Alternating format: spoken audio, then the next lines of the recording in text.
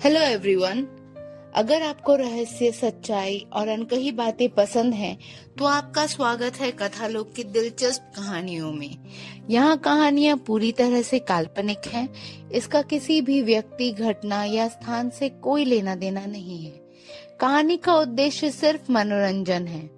हालांकि किसी किसी को इसमें अपनी जिंदगी की झलक जरूर दिख सकती है, और वो सिर्फ एक संयोग होगा। आप सुन रहे हैं कथालोक की पहली कहानी, चेहरे के पीछे। अगर आपने अभी तक चैनल को सब्सक्राइब नहीं किया तो प्लीज इसे सब्सक्राइब करें और बेल नोटिफिकेशन को ऑन करें, जिससे आपको हर नए अध्याय का नोटिफिकेशन मिलता रहे और आप ये कहानी बिना किसी रुकावट के सुनते रहें। शुरू करते हैं हमारा 32वां अध्याय, राहुल का छुपा चेहरा।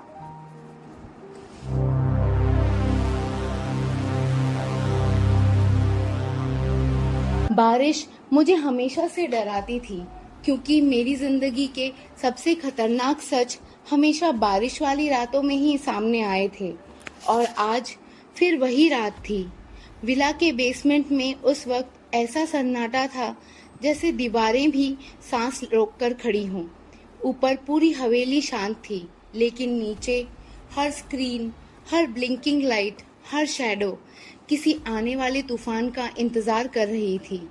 मेरी नजर अब भी उस सीसीटीवी स्क्रीन पर टिकी थी। बारिश के बीच विला के बाहर खड़ी वो ब्लैक एसयूवी साफ दिखाई दे रही थी। राहुल की कार। मेरे हाथ अनजाने में कांपने लगे, क्योंकि मैं राहुल को जानती थी। वो कभी किसी जगह बिना वजह नहीं आता था।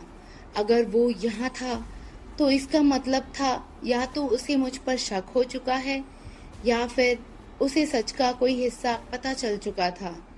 चीफ धीरे धीरे स्क्रीन के सामने जाकर खड़े हो गए। उनकी आंखें ठंडी थी, लेकिन आवाज पहले से ज्यादा भारी। क्या राहुल तुम्हें फॉलो कर रहा था? मैंने जवाब नहीं दिया, क्योंकि सच तो ये था, राहुल अब सिर्फ मुझे देख नहीं रहा था, वो मुझे पढ़ने लगा था। बेसमेंट की नीली रोशनी मेरे चेहरे पर पड़ रही थी और मुझे साफ महसूस हो रहा था नताशा धीरे धीरे टूट रही है और प्रज्ञा वापस लौट रही है। आकाश अचानक आगे आया। सर, अगर राहुल यहाँ तक आ गया है तो सिचुएशन डेंजरस हो सकती है। चीफ कुछ सेकंड तक चुप रहे, फिर उन्होंने बहुत धीरे कहा, नो, डेंजरस सिचुएशन अभी शुरू हुई है। उनकी नजरें मुझ पर टिक गईं। राहुल को हम जितना डेंजरस समझ रहे थे, वो उससे कहीं ज्यादा डेंजरस है। उनकी बात सुनकर मेरे अंदर अचानक एक अजीब सी बेचैनी फैल गई। अगर राहुल सच में मुझे फॉलो कर रहा था, तो क्या उसने मुझे बेसमेंट में आते देख लिया था? क्या वो ऊपर कहीं खड़ा था और हम सबकी बातें सुन रहा था? तभी काव्या जल्दी जल्दी कीबोर्ड पर कुछ टाइप करने लगी। उसकी उंगलियां कांप रही थी। कुछ सेकंड्स बाद उसका चेहरा सफेद पड़ गया। चीफ, बैक गेट का मोशन सेंसर एक्टिवेट हुआ है। कमरे में अचानक तनाव और बढ़ गया। फ्यूज तुरंत पलटा। कोई अंदर आ गया। काव्या ने फुटेज जूम की, लेकिन बारिश इतनी तेज थी कि स्क्रीन पर सिर्फ शैडो दिख रही थी। फिर कुछ सेकंड्स के लिए एक ब्लैक हुडी पहना फिगर दिखाई दिया। टॉल, स्लो स्टेप्स और फिर गायब। मेरा दिल एक पल के लिए रुक गया। कबीर, ये नाम मेरे दिमाग में बिजली की तरह गूंजा। पर कभी नहीं हो सकता ये। उसे अब तक मेरे विला के बारे में कुछ नहीं पता। लेकिन उसी पल चीफ की आवाज पूरे बेसमेंट में गूंजी। Nobody moves. सब अपनी जगह पर रहेंगे। उनकी आंखें सिर्फ मुझ पर थीं। नताशा, तुम अभी भी हमसे कुछ छुपा रही हो। कभी कभी कुछ सच ऐसे होते हैं जिन्हें छुपाना झूठ नहीं, सर्वाइवल होता है। मैंने धीरे से सिर उठाया। मेरी आवाज कांप रही थी। कबीर सिर्फ मेरा पास नहीं है, वो मेरे मिशन का सबसे बड़ा राज है। पूरा बेसमेंट शांत हो गया। आकाश शौक में मेरी तरफ देखने लगा। नताशा! लेकिन अब रुकना मेरे लिए भी मुश्किल था। मैंने गहरी सांस ली और कहा, उस रात फैक्ट्री में सिर्फ हम 3 नहीं थे, वहां एक और आदमी भी था। चीफ तुरंत आगे बढ़े। कौन? मैंने धीरे धीरे स्क्रीन की तरफ देखा, जहां बारिश अब और तेज हो चुकी थी। फिर मैंने वो नाम लिया जिसे सुनकर कमरे की हवा तक जम गई। राहुल। कुछ सेकंड्स तक कोई कुछ नहीं बोला। फिर आकाश ऑलमोस्ट चिल्ला पड़ा। What? फ्यूज और ईगल ने एक दूसरे की तरफ देखा। काव्या के हाथ कीबोर्ड पर ही रुक गए। चीफ की आंखें सिकुड़ गई। राहुल उस फैक्ट्री में था? मैंने धीरे से सिर हिलाया। और सिर्फ था नहीं, वो उन लोगों के साथ था।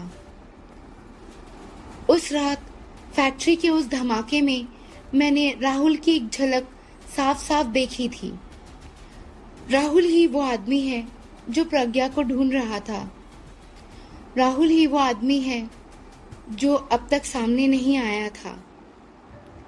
कमरे का सन्नाटा अब और गहरा हो गया। ऐसा लग रहा था जैसे पूरा बेसमेंट अचानक ठंडा पड़ गया हो। तभी पूरे बेसमेंट की लाइट्स एक सेकंड के लिए ब्लिंक हुई। स्क्रीन्स फ्लिकर करने लगी। काव्या घबराहट में चिल्लाई, चीफ, सिस्टम हैक हो रहा है। एक एक करके सारी स्क्रीन्स ब्लैक होने लगी। फिर अचानक हर स्क्रीन पर एक ही चेहरा उभर आया। हुडी में पूरी तरह से ढका हुआ चेहरा। ये वही चेहरा था जो मैंने स्वीट 1708 में देखा था। वही अननोन आदमी जिसने मुझे राहुल के अतीत के बारे में बताया था। मेरी सांसें रुक गई थी। वो आदमी कैमरा के करीब आया और बहुत धीरे से बोला, प्रज्ञा, राहुल को सच पता चल गया है। अचानक सारी स्क्रीन्स बंद हो गई। Connection lost. पूरा बेसमेंट अंधेरे में डूब गया और उसी पल विला के बाहर राहुल की कार अब भी वहां खड़ी थी। तभी उसका फोन वाइब्रेट करने लगा। Unknown number. राहुल ने कॉल उठाया। यस? दूसरी तरफ सिर्फ एक कंप्यूटराइज्ड आवाज थी। प्रज्ञा वापस आ चुकी है। राहुल का चेहरा सख्त हो गया। Who the hell are you? Call cut गया। राहुल ने तुरंत कार को मोड़ दिया। उसकी आंखों में अब डर नहीं था, शक था।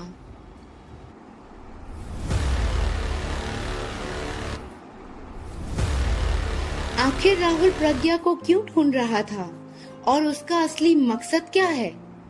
स्वीट 1708 वाला अननोन आदमी कौन है और वो नताशा की मदद कर रहा है या उसे ट्रैप कर रहा है? अगर राहुल को सच में प्रज्ञा की असली पहचान का पता चल गया तो क्या नताशा जिंदा बच पाएगी? जानने के लिए सुनिए हमारा अगला अध्याय कथालोक पर। आपको ये कहानी कैसी लग रही है हमें कमेंट करके जरूर बताएं।